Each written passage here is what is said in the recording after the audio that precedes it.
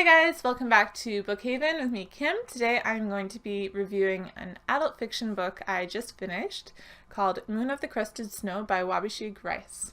So stick around! Welcome back. So today I will be reviewing this book that I finished not too long ago, and I feel like it is the perfect time, as where I am at least, it has been minus 30, minus 40, and we were almost snowed in today, so this is a good book for me to talk about right now. So this was a really interesting read for me. This is about Evan, our main character, who is a First Nations Anishinaabe man living in an isolated little village up in Northern Ontario, I'm guessing.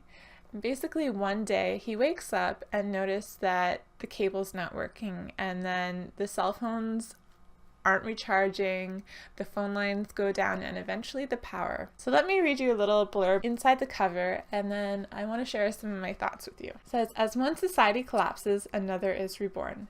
With winter looming, a small northern Anishinaabe community goes dark.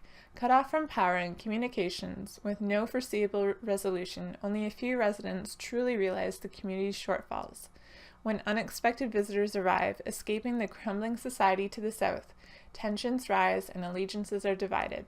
The harsh winter months pass slowly, and the food supply dwindles as the death toll and panic rise.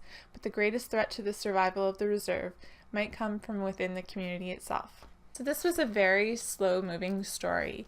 Even in some of the most important moments, it was still just matter-of-fact writing, like you were almost there in person. Throughout this book, it was pretty much a very slow, creeping anxiety where you're wondering what's going to happen. You have hints of just how serious the situation might be, but you don't really know for sure. I was so anxious reading this as it goes along because I'm very familiar with power going out where I live, and also hearing stories from my dad's experiences up in the Arctic, working in little communities like this. The author did a really good job of including information about their traditional ways, like a smudging ceremony at one point in the book he talks about, and especially about the hunting and giving thanks for the animals that they end up killing for food and using all the parts of the animal. So I really enjoyed reading about that. The story also touches on the difficulty of how new generations are getting farther and farther away from the traditional teachings,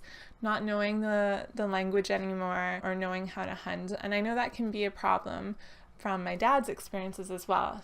He lived up in the Arctic, and it's interesting because they also lost power, and my dad would always worry about the community losing power and having the pipes freeze because then you don't have access to your water. And sometimes it's so cold in the winters up in these northern communities in Canada. It can be upwards of minus 60 degrees Celsius, and it's so cold that they have to keep their cars running 24/7 or they just won't start again. And so I really saw the connection between some of my dad's experiences and the story being told in this book. So our protagonist is Evan, and he is a young Anishinaabe man, probably in his mid-20s, and he has a girlfriend, Nicole, and they have 2 young children together under the age of 5.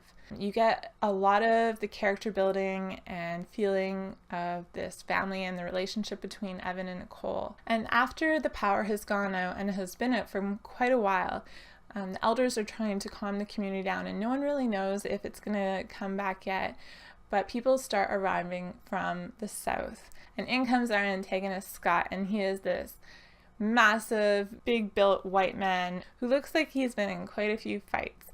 And he comes in saying that he's going to pull his weight and respect the community ways, but that soon crumbles very quickly.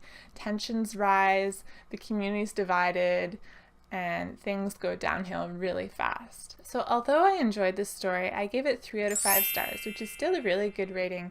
I found it very interesting, and all the information, like I said, it did do a good job of building my anxiety throughout the entire story, and I really did learn quite a few things about the Anishinaabe ways. If I was to say like it or leave it, I would say like it, but definitely do your research and see if this is the right kind of story for you. Overall, I'm really happy to see a Canadian, especially an Anishinaabe Canadian author, come out with this novel, and I'm looking forward to reading more like its kind. So until next time, I hope you enjoyed this review, and keep reading. We'll see you soon.